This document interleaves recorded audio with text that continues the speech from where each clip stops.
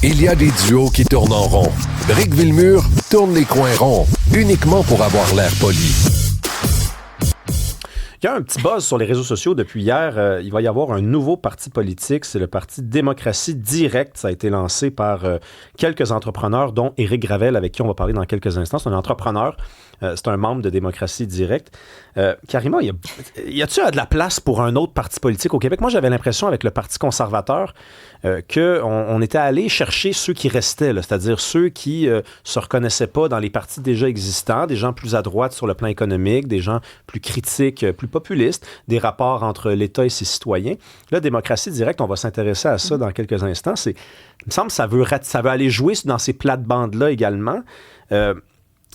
C'est beaucoup de partis politiques quand même au Québec. Là, juste dans la prochaine élection, il y en a 5 là, quand même, qui sont forts, qui ont des membres puis qui peuvent aller chercher 10-15% des voix. Il y a le Parti culinaire, il y a le Bloc pot, il y a le Parti... On regardait pendant la pause oui. la liste le Parti culinaire, imagine-toi. Les partis politiques autorisés, là, j'étais sur le site d'élection Québec. Ben oui, vous avez le choix. Vous avez le choix. La démocratie se porte bien. Ça va de Bloc pot, Climat Québec, le Parti nul. Mais ça existe depuis 2009. Peut-être qu'il est bien nul parce que... On n'a jamais entendu parler, en tout cas. Ils sont nuls en marketing. Ensuite, Québec innovant, Présence Québec, le Parti marxiste-léniniste du Québec. Il y en a qui... quand ils regardent l'histoire, ils ont peut-être moins appris sur l'histoire, mais bon, ça intéresse encore beaucoup de... Ben, pas beaucoup, mais quelques personnes, en tout cas, au moins une personne. Parti communiste du Québec, le Parti Accès, Propriété et Équité. Bref, il y a Climat Québec et le fameux Bloc pot qu'on connaît. Même si le pot est légal. C'est ça. Donc, bref, des fois, c'est des partis aussi, hein, il y a une forme de contestation. On veut dynamiser, on veut dire, ben nous, on va aller revendiquer une chose en particulier. Donc, on crée ce parti-là pour ça. Tu as mentionné les partis plus traditionnels qui sont là, évidemment, depuis des décennies, d'autres depuis quelques années déjà, qui ont réussi. Tu sais, la CAQ, ça n'existe pas non plus depuis 50 ans, là, puis a réussi quand même avec ce qu'on connaît depuis plusieurs mandats maintenant. Mais c'est intéressant. Donc, Démocratie Directe, je suis d'accord avec toi parce que le Parti conservateur a fait quand même une percée, je te dirais même dans l'espace public. Éric Duhaime est très présent, là, il a des visées, il est quand même réaliste. Il dit, je pense pas gagner l'élection, j'aimerais ça, mais je pense pas gagner, mais je veux aller chercher des comtés là, dans la région de Québec. Il va aller vraiment un peu, même plus largement. Il va réussir, là. Oui, exactement. Donc, tout ce côté-là, il y a cet élément. Donc, Démocratie Directe, pourquoi on décide de partir un nouveau parti politique aujourd'hui? On va en parler. Oui, 10 000 membres depuis à peine 24 heures. Je suis allé sur le site d'Élection Québec. C'est quelques dizaines de contributions financières, quelques éléments de leur programme, une assemblée constituante citoyenne, allégeance au peuple souverain, des comités citoyens, des référendums d'initiative citoyenne. Éric Gravel, qui est derrière l'initiative, est avec nous. Bonjour. Ça va? Oui, ça va bien, merci. C'est-tu un parti de gauche, ça, Assemblée constituante citoyenne, allégeance au peuple souverain? J'ai déjà lu ça dans la plateforme de Québec solidaire, moi, là.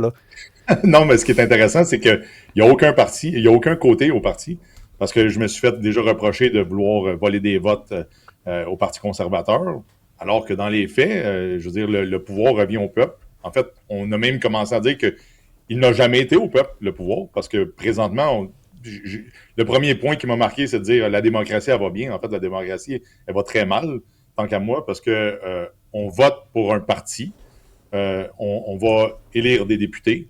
Ces députés-là, on n'aura plus jamais de contact avec ces gens-là, on n'aura plus jamais de pouvoir décisionnel sur eux. Une fois qu'ils sont en position, ils vont faire ce qu'on appelle de la partisanerie.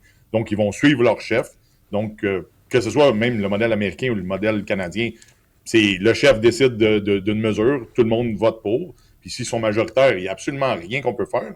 Puis au final, la démocratie directe, ce que ça fait, c'est basé sur le même système qui est utilisé en Suisse. Le pouvoir est au peuple, puis le pouvoir, c'est de décider sur des grandes décisions majeures. Puis je me suis fait challenger ce matin, puis à chaque jour, ça fait juste 24 heures, et j'apprends très rapidement. Il y a quelqu'un qui me dit « Ouais, mais nomme-moi un exemple. » Je dis « Parfait, on va parler du tramway à Québec. » Ah, il dit « Justement, on voulait avoir un référendum. » Ben voilà. Et voilà ta réponse. Si démocratie directe avait été au pouvoir, et qu'on avait voté sur un référendum ou sur la question de est-ce qu'on fait un tramway qui va coûter 7 milliards, 8, et d'avoir tous les documents devant nous pour faire une saine décision, il n'aurait jamais passé le tramway. Jamais. Alors que là, imagine, c'est encore pire, c'est le municipal qui décide de moi, je dis, ça va dilapider l'argent, ça va endetter les générations à venir pour Québec. Ça va être un désastre. On le sait que ça va être un désastre. On est depuis... Écoute, c'est quand le grand beau projet qu'on a fait au Québec, qui a été une grande réussite, personne ne peut vraiment le nommer, peut-être dans les années 60, de plus en plus, on ressort ces projets-là, le métro qui a été fait, tous les grands projets, les barrages, mais depuis ce temps-là, on manque la cible fréquemment. Mais concrètement, vous voulez présenter des candidats dans toutes les circonscriptions. Vous visez en tout cas de représenter le plus possible. Ce seraient des gens qui, évidemment, vous n'allez pas prendre le pouvoir, là, des gens qui pourraient, peut-on, être élus idéalement, peut-être un ou deux. Et là, à ce moment-là, en quoi ça serait différent? Vous appelez démocratie directe, mais vous auriez des députés à l'Assemblée nationale. Comment ça se passerait différemment avec vous? Mais en fait, si on le met dans on va extrapoler puis on va aller dans un processus où le système est en place et que démocratie directe serait au pouvoir un jour, bien, les députés doivent exécuter ce que le peuple demande et ce qui est voté. Puis il y a beaucoup de challenges où les gens disent « Ouais, mais il faut faire beaucoup de référendums, c'est compliqué. » Non, c'est pas compliqué. Avec l'informatique, aujourd'hui, avec l'ère d'intelligence artificielle, on peut faire facilement un référendum informatisé à même votre téléphone, branché sur un système, exemple, le système bancaire qui, quand vous voulez vous connecter pour payer vos impôts, exemple au fédéral, vous allez vous brancher en mettant votre numéro de compte bancaire. Donc, ces systèmes-là existent déjà en place, donc de validation et de vérification pour être sûr qu'il n'y ait pas de fraude. Donc, une fois qu'on a ça en place, je veux dire, combien de gens qui perdent leur temps sur les médias sociaux à commenter, à dire « Je suis pas d'accord avec telle mesure, je suis pas d'accord avec telle chose », puis là, ils vont passer des heures sur les médias sociaux à argumenter, alors que ça prend 5 minutes de voter sur un projet. Si tu veux analyser plus en profondeur, tu peux y mettre 1 heure, 2 heures à analyser un projet qui va être présenté. Mais le système, tant qu'à moi, doit être revu en entièreté.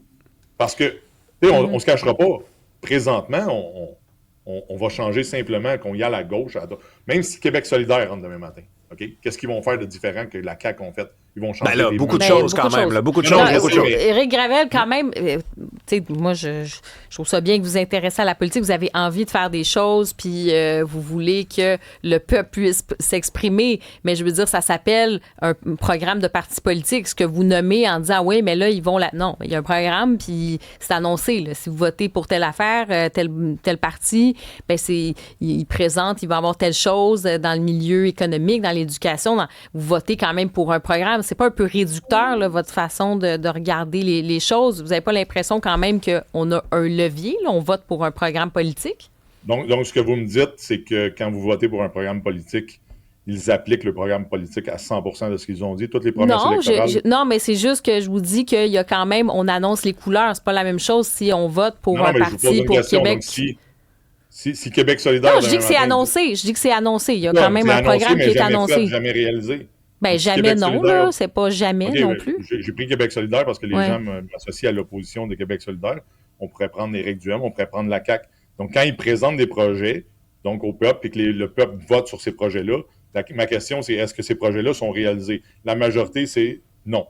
Ensuite, ils arrivent avec des nouveaux projets qu'ils ne nous ont jamais annoncés, qui n'étaient pas dans le cahier de charge, et là, soudainement, ils nous les imposent. OK, donc plus de référendums sur des projets précis? Comme la Suisse, votre modèle, ça serait comme la Suisse. Donc, mettons que, peu importe, c'est les libéraux, le Parti québécois qui arrivait, mettons, au pouvoir aux prochaines élections. Vous dites, pour chaque projet, on fait un référendum. 100%. Est-ce que vous savez combien de gens ont voté pour Justin Trudeau quand il a annoncé qu'il voulait, exemple, légaliser le pot? Puis quand vous prenez la quantité de citoyens canadiens qui ont voté contre lui, donc pas pour lui, on parle de peut-être potentiellement 20% qui ont voté pour ça. Quand on prend la quantité d'électeurs qui se sont déplacés aux urnes, qui sont allés voter, combien étaient réellement en faveur de ce modèle-là? Non, ça, je comprends. Puis, de toute façon, il y a des baromètres. Oui, mais ça, c'est. Il y a des baromètres sur les promesses réalisées, promesses tenues, promesses. Ça, je suis d'accord avec vous. Là, souvent, on n'avance pas nécessairement sur les fameuses promesses. Là. Certains diront qu'il y a beaucoup d'éléments aussi là-dedans à tenir, comme on dit, en ligne de compte dans tout ça. Mais vous, à ce moment-là, donc, on revient à démocratie directe, là, c'est parce que. Je comprends l'affaire des référendums, là, mais je rejoins un peu l'équipe Rémi là-dessus. Là, je vois pas comment vous allez arriver à faire quelque chose de différent. Bien, en fait, les gens me posent la question, c'est quoi les mesures du parti, vers quelle direction? Les mesures reviennent au pouvoir, au peuple. Donc, c'est eux qui Mais décident. on va passer notre vie en référendum à chaque semaine. Est-ce que vous aimez mieux passer votre vie à... Non, je pose la question, okay. Comment ça s'articule. Moi, j'ai pas, comme je dis, je suis curieuse de savoir comment vous voulez fonctionner. J'ai pas de... je vais vous répondre, honnêtement, j'aime mieux faire un référendum une fois par mois sur des questions politiques sur lesquelles j'ai l'impression d'avoir un réel impact, plutôt que de subir toutes les stupidités qui sont faites par le gouvernement, les investissements qui sont notre argent, qui est littéralement perdu. Là, on peut prendre des exemples aussi simplistes que SACLIC. Okay? Si demain matin, je vous dis que SACLIC coûte 1,3 milliard et que vous pouvez, de votre téléphone, faire un référendum et dire je suis d'accord ou pas d'accord, nonobstant du résultat qu'on connaît aujourd'hui, je vais juste vous dire un système de gestion des plaques d'immatriculation qui était en fonction bien avant. Je veux dire, la police nous arrêtait, nous donnait un ticket identifié avec notre plaque. Et je vous dis, ça va coûter 1,3 milliard de votre argent. Est-ce que vous êtes en accord avec ça? Ou si je vous fais une autre proposition, est-ce que je peux mettre 1,3 milliard dans les HLM et 1,3 milliard dans les écoles et 1,3 milliard dans les hôpitaux? Donc, je vous donne 4 choix. Lequel vous choisissez? Est-ce que vous me dites demain matin que vous choisissez SACLIC ou vous choisissez les hôpitaux ou les écoles ou les HLM? Mais ça, je comprends. Ça, je vous suis là-dessus. Là. C'est-à-dire que quand on prend un mauvais exemple de gestion puis qu'on se dit, imaginez si les Québécois avaient pu voter oui ou non et éviter que ça se produise, vous marquez un point. Par contre, la vérité, c'est que si on n'a pas de démocratie directe, mais en fait nulle part dans le monde, parce que la Suisse, c'est des référendums, mais c'est pas non plus des référendums à chaque semaine ou tu sais, les gens en veulent pas de ça, ils veulent des porte-paroles, ils veulent désigner des gens et des représentants pour les représenter. Ça, tu sais, vous êtes convaincus que les gens en voudraient, mais la majeure partie des gens là, ça fait leur affaire d'envoyer du monde à Québec puis à Ottawa parce que c'est la politique, c'est pas au cœur de leur vie. C'est parce que les gens connaissent pas le système, parce que là on parle de, on n'est même pas rendu à 24 heures qu'on a commencé à parler. Puis là, j'ai pas non plus le dernier... Assurément, on a dépassé 10 000 membres, puis je peux vous garantir que d'ici la fin août, on va être rendu à 50 000 membres. Donc, à partir de ce moment-là, est-ce qu'on va déranger? Est-ce que les gens nous posent la question « Ah, vous n'avez aucun financement? » Parfait, j'ai pas besoin de financement.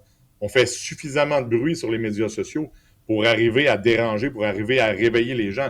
Moi, ce que je dis, en fait, au final, moi, je ne me présente pas comme candidat. Moi, je suis là pour vous dire, vous chialez tout le temps.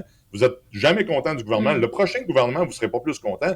Je veux dire, au final, mettons que le PQ rentre au pouvoir, tous les conservateurs vont chialer, tous les libéraux vont chialer, tout Québec solidaire va chialer, tout le monde va chialer tout le temps.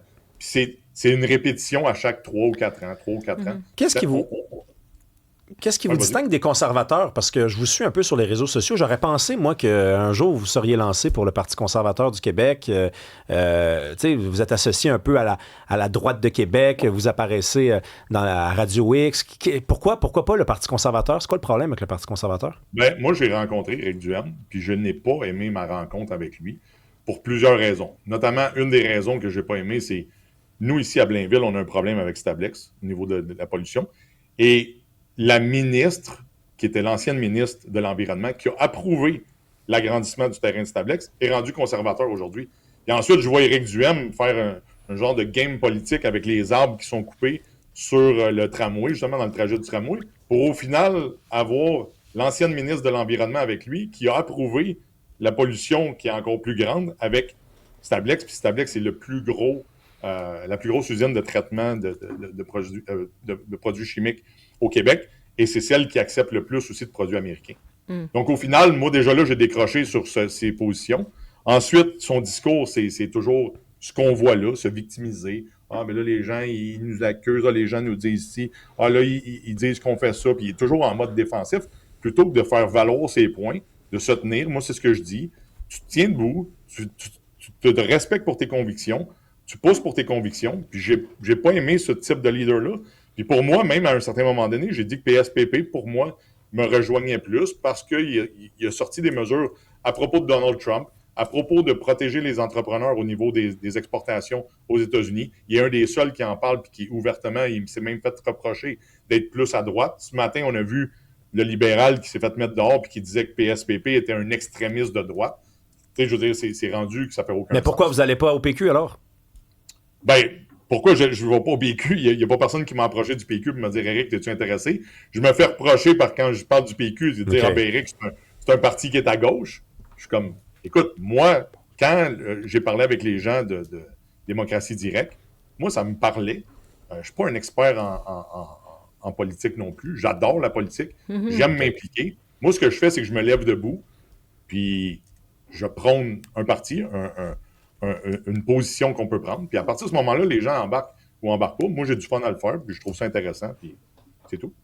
Et justement, vous qui militez pour cette démocratie directe, vous avez mentionné que les référendums, c'est important. Bien, il y en a un projet de référendum avec le Parti québécois. Oui. Comment vous voyez ça, cette idée de demander au peuple québécois sur cette question-là, sur l'indépendance? Bien, vous voyez, ce qui est particulier dans ce cas-là, où ce que les gens, ça les inquiète, puis où ce que le Parti québécois perd des votes, c'est qu'ils lui ont demandé, est-ce que ça fait partie intégrante, si on vote pour toi, que tu vas faire un référendum? Sa réponse est oui. Puis même si les gens, à un certain moment donné, il y a eu un sondage où ce que les gens ont dit, ben, s'il y a référendum, nous, on ne votera pas pour le PQ. Puis il s'est tenu debout. Moi, c'est ce que j'aime quand même du politicien, c'est qu'il se tient debout pour ses convictions. Ça, j'aime ça. Mais en même temps, c'est que ça se peut que des gens veulent le PQ, mais ça se peut qu'ils ne veulent pas nécessairement se séparer du Canada. Si vous me posez la question... Vous avez mentionné sur que c'est important, les référendums. On dirait que les Québécois n'en veulent pas, là, des référendums, c'est ça. Donc là, je dis, qu'est-ce que vous pensez du fait de proposer à ce moment-là? Il y en a un, là, référendum qui est proposé. Oui. On veut demander l'avis des Québécois. Bon, mais imaginez si on vous demande l'avis sur chacune des décisions majeures qui impliquent le Québec. Aussitôt que ça touche votre argent, parce que c'est votre argent. Donc tous les référendums sont bons pour vous, en fait. Absolument. Absolument. Dans le cas du PQ, dans le cas du PQ, c'est que là, c'est au niveau de la séparation du Québec. Puis encore là, il manque beaucoup d'informations. Je n'ai pas creusé dans le livre bleu ou j'ai pas été jusque-là. Il y a 500 pages, là. Vous allez pouvoir... Oui, c'est ça. C'est comme si il y a quand même quelques pages qui décrivent le projet. Au final, oui, je suis en faveur des référendums. Oui, je crois qu'il devrait en avoir plus. Demain matin, si le PQ me disait, pour chaque décision majeure, on va faire un référendum, je serais peut-être pas ici aujourd'hui en train de parler. En fait, vous auriez dû appeler ça démocratie référendum. Je pense que là, on aurait peut-être plus identifié le parti. Merci beaucoup. Mais l'idée du parti, c'est vraiment de redonner le pouvoir au peuple, puis de prendre plus de décisions. Puis tant qu'à moi, il devrait y avoir plus de référendums sur des décisions. Merci beaucoup, Éric Gravel, membre de Démocratie Directe. Bye bye.